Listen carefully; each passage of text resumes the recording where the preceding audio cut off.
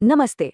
कभी सोचा है कि आपके घर या ऑफिस का डिजाइन आपकी सक्सेस और आपकी खुशी पर असर डाल सकता है? आज हम वास्तुशास्त्र की दुनिया में उतरने वाले हैं, जो वास्तुकला का एक बहुत ही पुराना भारतीय ज्ञान है।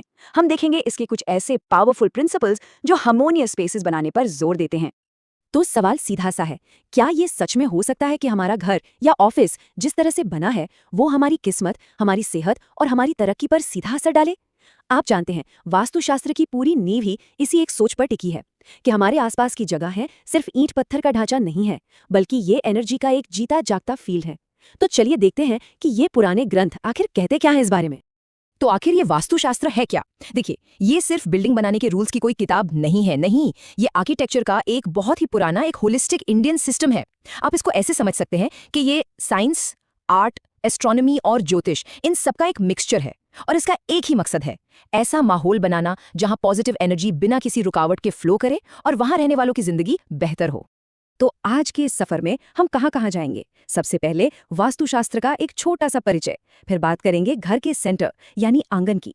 उसके बाद देखेंगे कि पर्सनल स्पेस और हेल्थ का क्या कनेक्शन है, फिर बिजनेस और काम में सफलता के लिए क्या करें, और आखिर में स्पिरिचुअल और क्रिएटिव एनर्जी बढ़ाने वाले स्पेसेस पर भी नजर डालेंगे।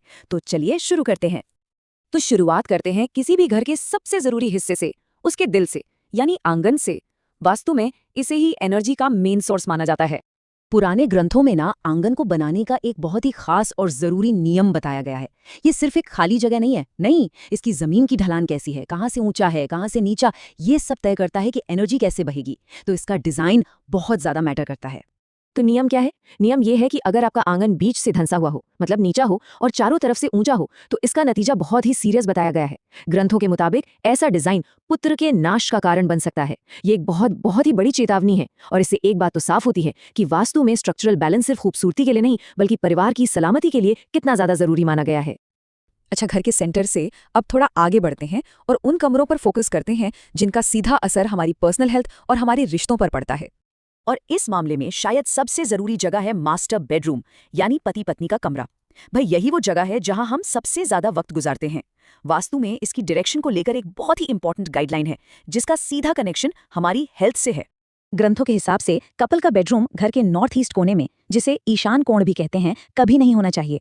कहते हैं कि अगर इस नियम को ना माना जाए तो घर के लोग किसी लंबी बीमारी का शिकार हो सकते हैं। अब देखिए, ईशान कोण को पूजा पाठ और मेडिटेशन के लिए सबसे पवित्र माना जाता है। तो शायद इसीलिए वहां की जो सात्विक एनर्जी है उसे बेडरूम की एनर्जी से मिलाना एक तरह का क्लैश पैदा कर सकता है। चलिए अब एक और स्ट्रक्चरल रूल देखते हैं। ये घर के पश्चिमी हिस्से यानी वेस्ट साइड से जुड़ा है और इसका ताल्लुक दरवाजों और कमरों की गिनती से है। यहाँ पर नंबर 2 बहुत जरूरी है। नियम यह है कि घर के पश्चिमी हिस्से में 2 दरवाजे या 2 कमरे एक लाइन में नहीं होने चाहिए। माना जाता है कि ऐसा होने से एनर्जी का जो फ्लो है वो अनस्टेबल हो जाता है। और अगर ये नियम न माना जाए तो नतीजा क्या होगा? ग्रंथ बिल्कुल साफ साफ कहते हैं, ऐसे घर में रहने से दुख मिलता है। मतलब सीधी सीधी बात है। ये चेतावनी बताती है कि वास्तु के हिसाब से घर के पश्चिम में एनर्जी का बिगड़ा हुआ बैलेंस वहां रहने वालों के मेंटल और इमोशनल पीस को भंग कर सकता है। तो चलिए अब घर से बाहर निकलते हैं और बिजनेस की दुनिया में चलते हैं। ऑफिस, दुकान, फैक्ट्री, वास्तु में बिजनेस सक्सेस के लिए भी बड़े क्लियर कट निर्देश दिए गए हैं। देखिए, किसी भी बिजनेस में लीडर का रोल सबसे बड़ा होता है। तो वास्तु कहता है कि दुकान, ऑफिस या फैक्ट्री का जो हेड है, जो मालिक है, उसे हमेशा ईस्ट या नॉर्थ की तरफ फेस करके बैठना चाहिए। ऐसा माना जाता है कि इन दिशाओं से क्लैरिटी, ग्रोथ और पॉजिटिव एनर्जी मिलती है, जो सही फैसले लेने के लिए बहुत जरूरी है। और ये तो बहुत ही इंटरेस्टिंग है। वास्तु सिर्फ जगह के बारे में नहीं बताता, बल्कि प्रोसेसेस के लिए भी एक पूरा ब्लूप्रिंट देता है, जैसे एक फैक्ट्री का वर्कफ्लो। नियम क्या है? स्टेप 1, सारी भारी मशीनें रखो पश्चिम यानी वेस्ट में, जो स्टेबिलिटी से जुड़ी दिशा है। स्टेप 2, जो माल तैयार हो गया उसे स्टोर करो नॉर्थ वेस्ट यानी वायव्य कोण में, जो मूवमेंट और फ्लो से जुड़ी है। और स्टेप 3, जब माल बिकने के लिए बाहर जाए तो उसे भी इसी नॉर्थ वेस्ट दिशा से बाहर निकालो। ये एक पूरा सिस्टमैटिक फ्लो बन जाता है, जो प्रोडक्शन से लेकर सेल तक सब कुछ स्मूथ कर देता है। अब बात करते हैं दुकानों की, जहां मेन टारगेट है सेल्स बढ़ाना। इसके लिए 2 की प्रिंसिपल्स बताए गए हैं। पहला, दुकान का एंट्रेंस नॉर्थ वेस्ट यानी वायव्य दिशा में हो। और दूसरा, जो सामान आप चाहते हैं कि फटाफट बिक जाए, उसे भी दुकान के नॉर्थ वेस्ट कोने में ही रखें। कहा जाता है कि ऐसा करने से सेल्स में जबरदस्त उछाल आता है। चलिए अब उन जगहों की बात करते हैं जो हमारी पर्सनल ग्रोथ, स्पिरिचुअलिटी और क्रिएटिविटी के लिए बनी है। हाँ, वास्तु इन चीजों को भी कवर करता है। जब बात हो दिमागी या आध्यात्मिक कामों की, तो डायरेक्शन बहुत मैटर करती है। ग्रंथों के अनुसार पूजा, मेडिटेशन या पढ़ाई जैसे जितने भी शुभ काम हैं वो हमेशा ईस्ट या नॉर्थ की तरफ फेस करके ही करने चाहिए। माना जाता है कि ये दिशाएं ज्ञान और पॉजिटिव एनर्जी का सोर्स है।